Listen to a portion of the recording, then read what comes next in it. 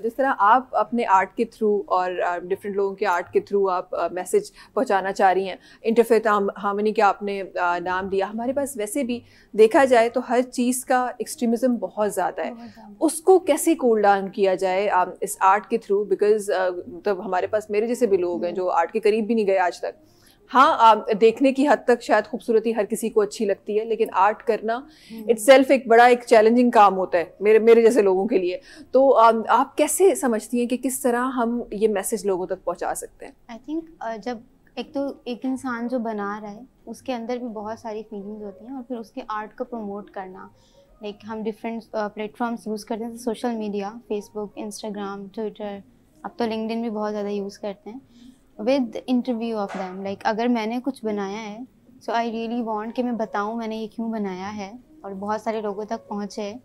तो जिस हद तक हो सकता है हम पहुंचाते हैं उसे।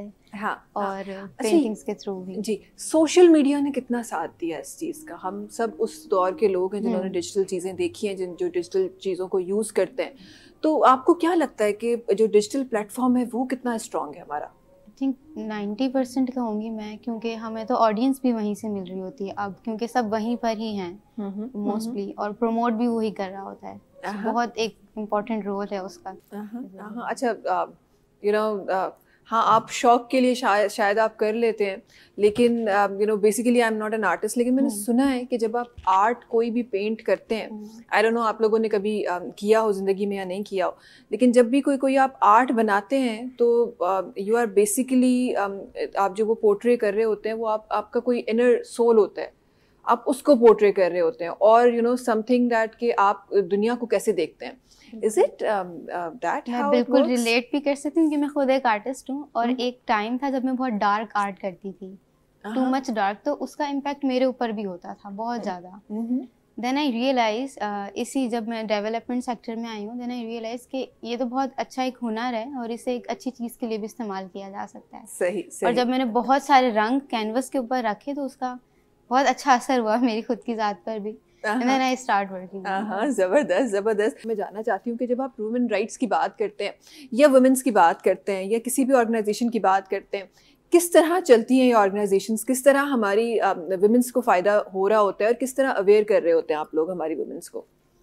अगर मैं सिर्फ अपने इदारे की बात करूँ, जिसमें तकरीबन मुझे 2 साल हो गए हैं, Dastak foundation, so foreign funding पर ही मोस्टली चल रही होती हैं, और कुछ करंट फंडिंग होती हैं जो पाकिस्तान से होती हैं, और इसमें अवेयरनेस के ज़्यादातर प्रोग्राम होते हैं जो सिंध में हैं, वैसे तो ज़्यादातर पूरे पाकिस्तान में, लेकिन ज़्यादा कम हमारा सिंध और केपी में है, जिसमें क्लाइमेट से रिलेटेड ज़्यादातर काम है, और उसमें अवेयरनेस भी है, उसमें ट्रेनिंग्स भी हैं ख़वातीन की, उसमें स्मॉल बिजनेसेस भी हैं उनके, और ज़्यादातर काम उनकी हेल्थ से रिलेटेड ही है। सही सही, ज़बरदस्त। और मुझे कुछ ज़रूर बताइएगा आर्टिजन्स के बारे में।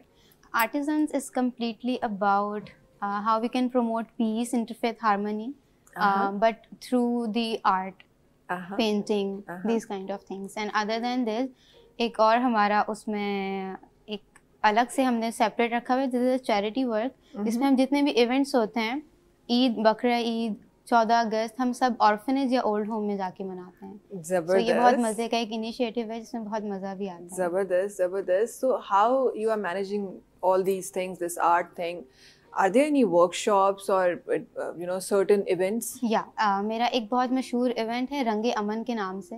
सो एक काइंड ऑफ कंपटीशन और लाइव पेंटिंग एक्टिविटी, जिसमें बहुत सारे डाइवर्स आर्टिस्ट आते हैं और वो अपना पर्सपेक्टिव दिखाते हैं कैनवस के ऊपर कि how they can see the piece, उनके लिए पीस क्या है, वो किस तरह से माशरे को देखते हैं, हम आहंगी को। स्ट्रगल में कौन सा ऐसा चैलेंजिंग मोमेंट था जो आप आज जो हमारे जो बाकी लोग जो आना चाह रहे हैं उनको आप बता सकें?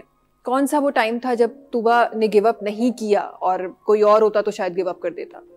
I think when I faced the financial constraints and I was like ठीक है अब छोड़ देते हैं, क्योंकि फीसिस बहुत ज़्यादा हैं और बहुत महंगाई भी है। आपको अगर आप पढ़ाई के लिए बाहर निकल रहे हो या किसी भी काम करेंगे, स्टार्टिंग में आपकी इनकम इतनी ज़्यादा नहीं होती। सही, या अगर आप जॉब भी कर रहे हो तो बहुत मिनिमम होता है, एंड देन आप सोचते हो कि मैं क्यों इतना सोशल वर्क कर रही हूँ या कर रहा हूँ, छोड़ देता हूँ, बस अपने ऊपर फोकस करता हूँ।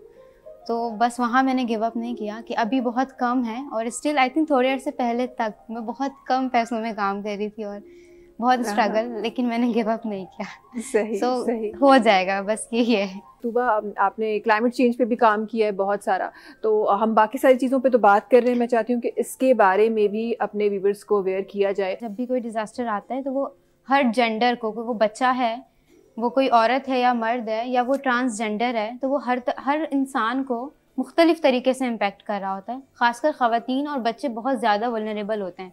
तो अगर आप एक खातून हैं और मेरी बात सुन रही हैं और क्लाइमेट आ रहा है, तो मैं समझ सकती हूँ कि आपका एक तो बर्डन डबल हो जाता है, उनमें आपने कुछ चीज़ों का ख्याल रखना है कि खुद को स्ट्रेस आउट नहीं करना है बहुत ज़्यादा, और हाइजीन का बहुत ख्याल रखना है। क्योंकि जितना काम मैंने किया है क्लाइमेट में, एक चीज़ बहुत सामने है कि ख़वातीन को बहुत बीमारियाँ हो जाती हैं कि वो गंदा कपड़ा इस्तेमाल करती हैं मेंस्ट्रुएशन के दौरान, और बहुत सारी ऐसी बच्चियाँ होती हैं जिन्हें पता ही नहीं होता, और उनको फ़र्स्ट टाइम, क्योंकि वो कैंप में रह रही होती हैं और वहाँ कोई फैसिलिटीज़ नहीं होती हैं, और जब उनको मेंस्ट्रुएशन होती है पहली दफ़ा, तो वो गंदा कपड़ा इस्तेमाल करती हैं, उनके पास तालीम नहीं होती उसके हवाले से, और अवेयरनेस नहीं होती।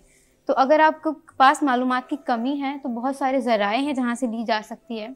अपनी बच्चियों को वो मालूमात दें ताकि वो अपना ख्याल रख सकें, बेहतर फ़ैसले कर सकें क्लाइमेट के हवाले से, और जब भी कोई ऐसी सिचुएशन आए तो अपना ख्याल किस तरह से रखना है।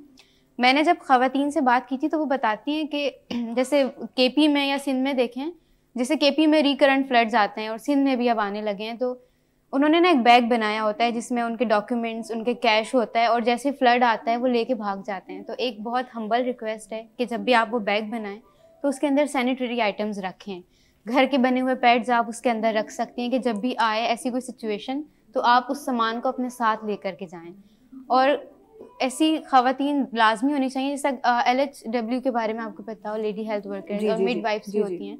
क्योंकि जब मैंने फ्लड में काम किया तो देखा कि दो एरियाज़ ना एक दूसरे से अलग हो जाते हैं, कि अगर कोई खातून इधर प्रेग्नेंट है और उसे हॉस्पिटल जाना है, वो दूसरे एरिया में है, वो नहीं जा सकती, और बहुत बुरी सिचुएशंस भी इसमें आई हैं। तो इसके ऊपर हम बहुत सारा काम भी कर रहे हैं। मुझसे कनेक्ट भी करवाया जा सकता है ख़वातीन को कि हम उसमें बेहतर तरीके से क्या कर सकते हैं कि ऐसी ख़वातीन हो जिन्हें डिलीवरी करवानी आती हो, जो इस सिचुएशन में करवा सकें और बहुत सारी जानें बच सकें। सो ये थोड़ा बहुत काम है जो हम कर रहे हैं, और इसमें हम कोई भी सपोर्ट कर सकें तो एक बहुत अच्छी बात होगी। आपकी कोई सक्सेस स्टोरी जो आप हमारे व्यूवर्स के साथ शेयर करना चाहें, वो मोमेंट जब आपको लगता हो कि यार मैंने बिल्कुल सही फील्ड सेलेक्ट की है और ये मेरे हाथों से खुदा ताला ने मुझे इसके लिए चुना है, कौन सा मोमेंट था? जब मैं केपी में काम कर रही थी, अभी हाल ही की बात है तो एक ट्रेनिंग हो रही थी उधर, और तो वहाँ पर एक साहब थे, तो मुझे बड़ा डर लगता था उनसे बड़े ना खामोश से, थोड़ा उनका गेटअप भी इस तरह का। तो मैं तीसरे दिन वो आके मुझसे कहते हैं कि क्योंकि वो मेंस्ट्रुएशन के ऊपर बात हो रही थी, वहाँ फैमिली प्लानिंग के ऊपर बात हो रही थी, और बहुत सारे ऐसे टॉपिक्स हैं जो स्टिग्मेटाइज्ड हैं। हाँ। और एक बाप और बेटी का आपस में बात करना तो तसव्वुर भी नहीं कर सकते, लेकिन लास्ट डे वो आके कहते हैं कि मैंने अपनी बेटी से इस हवाले से बात की और मुझे तो पता ही नहीं था उसे इतनी इन्फॉर्मेशन है और वो इसके हवाले से काम करना चाहती है। तो इस ट्रेनिंग ने मेरे ऊपर ये असर डाला है, तो अब मैं चाहता हूँ कि मेरी बेटी भी आपकी तरह आकर काम करे इस चीज़ में। So that the moment I realise के whatever I am doing is I should continue.